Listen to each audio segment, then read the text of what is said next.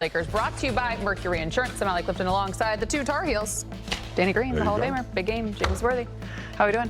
Good. All good? Yeah, solid. Good win last night? Fabulous. Good. I understand you had you got to see The Wizard of Oz. Favorite. For everyone that knows, obviously, a lot of people that have tuned in here, I don't watch movies, but that is one that I have seen. Yeah, You just learned. I just learned that last week, yeah. Also, Happy New Year to the both of you. Same to you. I have a 2-week window. After 2 weeks. saying Happy New Year? Yeah. Okay. To someone I That's see for it, the first yeah. time. Yeah. That makes sense. That's fair. Yeah. Yeah, I guess, mine's like a couple days. What's your take on Christmas lights? How long do you keep those up? I didn't put them up this year. Oh, okay. We're moving on. Because, obviously, last night's win, it was a lot closer than it should have been. However, the Lakers Says who? got...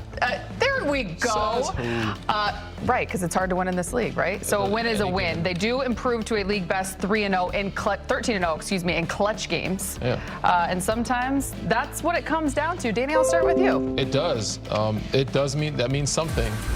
But, I mean, if you want to be a serious contender or a team that's looked at as a championship caliber team, you got to win the tough games. But these ones, they do count. They do matter because any given night in the association, any team can give you a hell of a run. Just like we've seen in OKC. Charlotte Hornets got hot. So these are professionals out there. Regardless of who you play, you step on the floor, you got to respect them. You got to play the right way. And they have done so against those teams. And they're showing that they have some character when it comes down the stretch when the game is close. So that is something.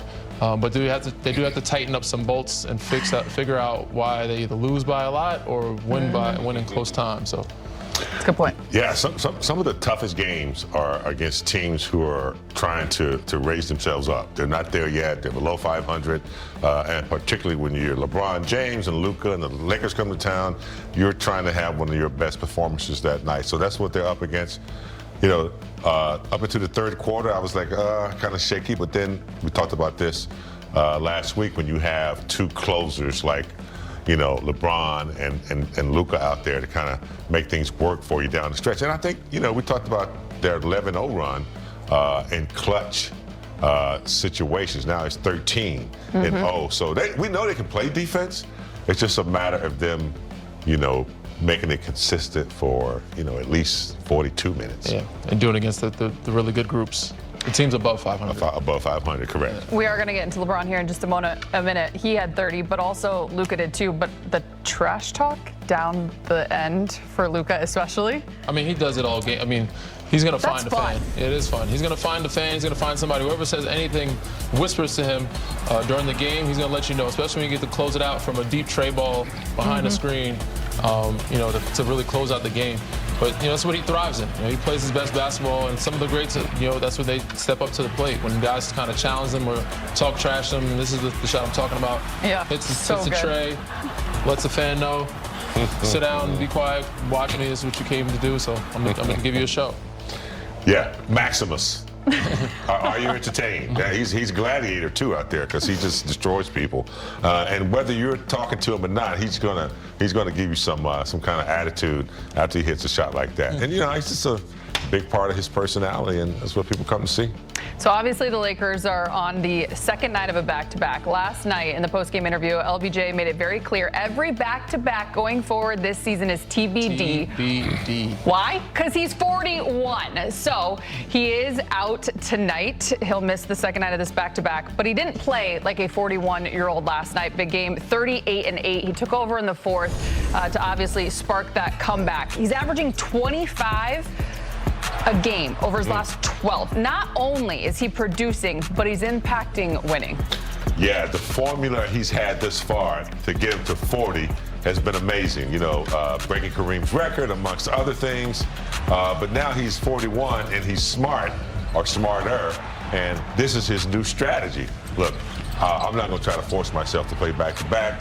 I'm going to try to keep being, efficient and consistent and injury-free if I can. So he's willing to, take that attitude now, and I think it's going to, be good for him at the age of 41 because he's still he still has father time on the he ropes. hasn't played like a 41-year-old at all ever in his career, or even a 40-year-old. For the last month or so, he's been unbelievable. This is smart because the bigger picture is, February, March, April, May, and June. But he wants to be healthy and fresh in early game in January against the Spurs, which, again, they're a really good group, young group. There's no reason to force the issue right now. So he knows what he needs. He knows what his body needs. He's been the best in the game, undeniably, about that. Nobody's done a better job on taking care of their bodies than LeBron James. So you got to trust it. And if he needs to take the seat, take a break, rightfully so, sit this one out. The 38-8, but the one turnover and the amount of time on the floor obviously is a good reflection of mental focus and clarity as well. Good sign there from LeBron James, who, again, probably in case you're just joining us, 2 dunks or 2. It's like in the stretch, he's probably averaging about 2 or 3 backdoor dunks as well. At 41 years old. And elevated way over the rim, like way over. That one lob, he was at 2 elbows top of the square. It was crazy, kind of crazy. Make it make sense. The assignment in the NBA, it's simple. Win the game you're playing that day. The Lakers did that against the Western Conference worst Pelicans, but they haven't fared so well, as you see it here, against the league's better teams.